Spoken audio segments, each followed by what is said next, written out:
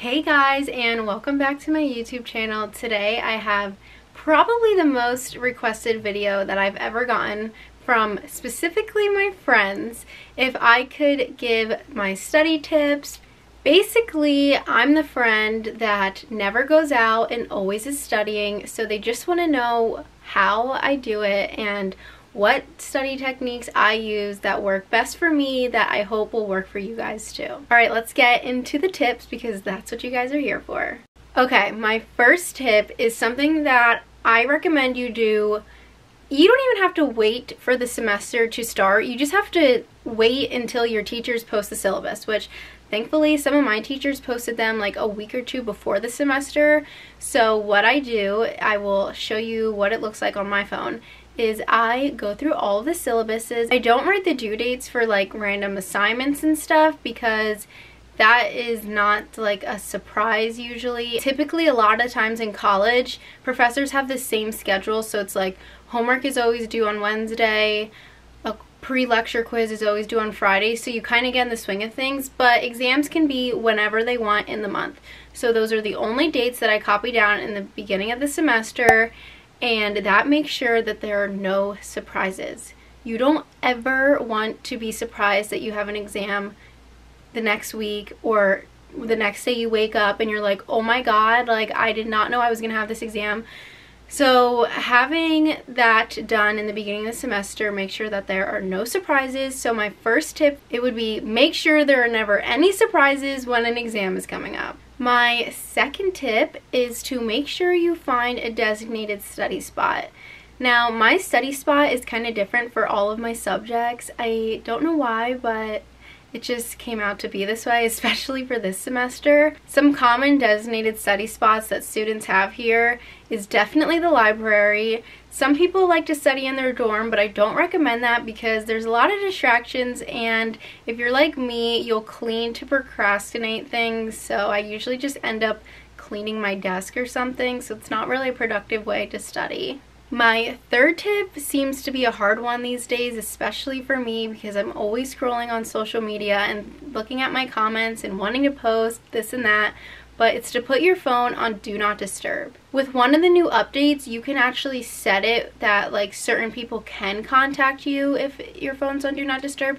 So if you're worried about putting your phone on Do Not Disturb because your parents won't be able to contact you, you can actually go into your settings and put that they can contact you no matter if your phone's on Do Not Disturb or not. My fourth tip is kind of goes with my first tip, but it's don't cram.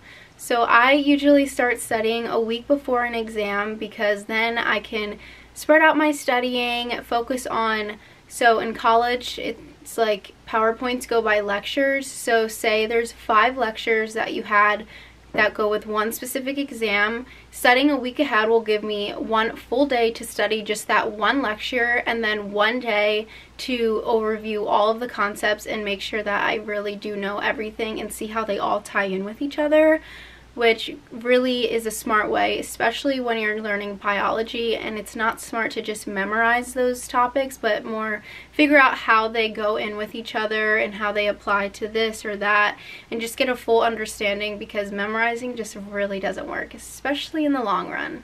This next tip is one of my favorite ones, and I probably FaceTime my friends like 30 times before an exam, and my mom and my dad to explain the topics that I am learning. This is such a good way to test if you actually know what you're doing. I always FaceTime my friends before an exam and tell them everything, like literally everything.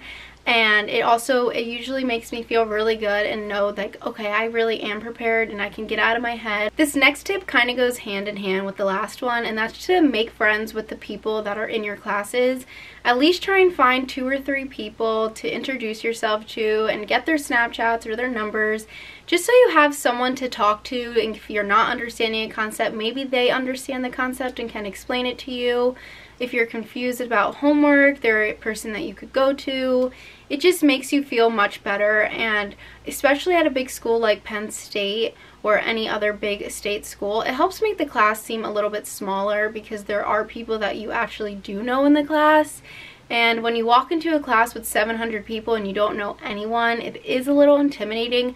So just knowing like 2 or 3 people does help. This is something that kids don't do when they are at a big college, especially like Penn State, because no one wants to raise their hand and tell the professor that they don't understand something because they feel embarrassed. But it's the worst thing you can do because no one cares if you have a question, and they probably have the same question as you because the topics they teach you are actually really hard. So my next tip is to ask questions if you need help, or go get help if you need it. You can go to office hours if your school has that. You could go set up a meeting with your professor. Even if you're in high school, you could set up a meeting with your teacher, stay after class, ask the question if you're scared to do it in person, but don't leave the class without understanding. The professors do have 15 minutes in between each class, at least at Penn State, to stay and answer your questions. So all of them have office hours, so you can go to those to get help. There's also, at Penn State at least, we have learning assistants and teaching assistants. Graduate assistants are assistant teachers that are in the graduate school at Penn State, continuing their education, that are masters in the subject you're learning. And then learning assistants are undergraduate students that recently passed with an A in the class, so they will even have some study techniques on how to study for that specific test and let you know what can you expect on the test, what are some of the questions that the teacher usually asks. Learning assistants are really helpful, and people really should use them more. I know last semester for biology, I went to my learning assistants almost every day and asked them to go over the learning objectives with me, and it made sure to keep checking myself and keep constantly going over the material. So I was like technically studying for a test for like that whole 3 weeks of preparing for the next exam. Then, like I said before, you're not cramming, and cramming is the worst thing you could do. In college especially, you're not going to get an A if you cram, and if you do, props to you. I don't know how you did it. The next tip I have is called the Pomodoro method. I'm not sure if I'm saying it right, but basically you set a timer for like 20 minutes or 45 minutes, I know some people do, and then you take a 5-minute break in between. And in those 5 minutes, you can like get up, go to the bathroom, check your phone, get a drink of water, literally do whatever, have a snack. And a lot of people do really like this method, and I have used this method before. The reason I didn't like it is because sometimes after the 45 minutes, I wouldn't be done watching the lecture videos, and to study for bio especially, I usually rewatch every lecture video, so the timing stuff just didn't work for me. But I do make sure to give myself a break after at least an hour and a half, so you can set the timer really whenever you want. There is research, I found this out in my seminar class last semester, that you typically, after 45 minutes, you aren't really retaining any information, so you should give yourself a break. So that is something good you should know. Okay, so that was all my study tips. If you have any others, leave them down in the comments. Now I'm going to switch over and answer some of my top asked questions about Penn State, school in general, and dating in college. Question number 1 is, what do I think helped me stand out on my Penn State application? I think what helped me stand out is that I was very involved in my community. I was a part of a lot of clubs.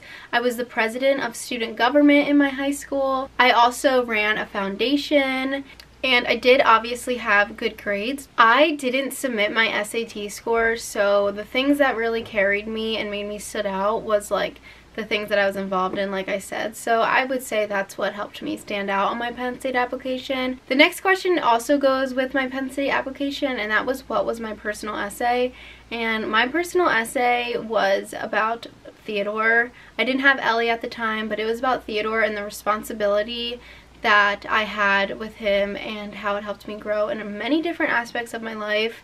I know it seems like, why did she write about her dog? But they want something to remember you as. You don't have to always have this really crazy thing that helped you get here. Like, it could be the smallest thing. You should write about whatever is most important to you, and that's when you write your best. Like, I seriously think that was the best essay I ever wrote in my life, because Theodore is obviously someone I love so much, and it was so easy to write about him and how our relationship is and all the responsibilities he gave me as a dog mom at a young age and all the things he taught me and all the random lessons and the lessons that he taught me that made me more appreciative of like my parents and other things in the world.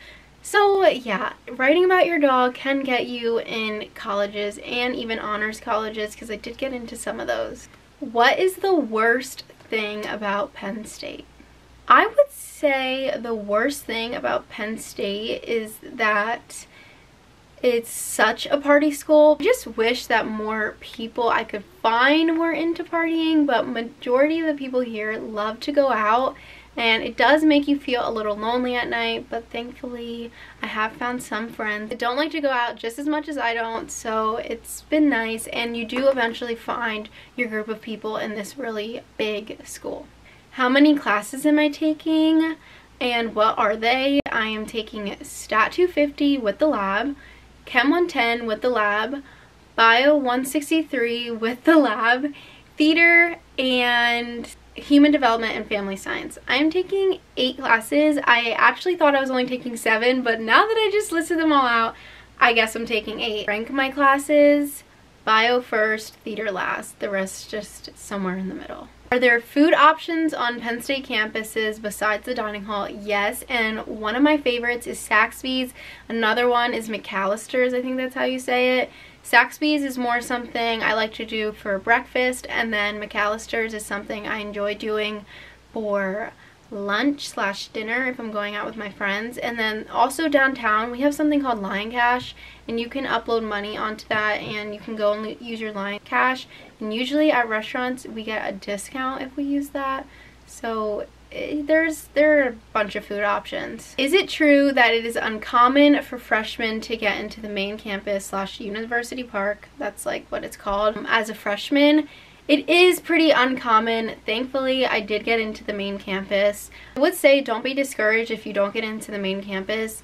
It's nothing about you. It doesn't define who you are, and you can come here after 2 years, I believe, or like reapply. I'm not really sure how it works, but I do know that they do have a 2-2 program. I don't know, but it's basically you spend 2 years at a satellite campus, like any one of their satellite campuses. They have so many, and then you spend 2 years at the main campus, and doing that actually can save you money. So there are some pros of doing it that way. Even if you do get into main campus, there are people that still do that option to save some money. This next question is, how do I exactly study for bio/chem? Chem, I attend a study session every single day except for Friday and the weekends. But basically, I just look over all the types of problems I could have, and then I meet with an LA, TA, or a professor, and I go through step by step how I would solve that problem.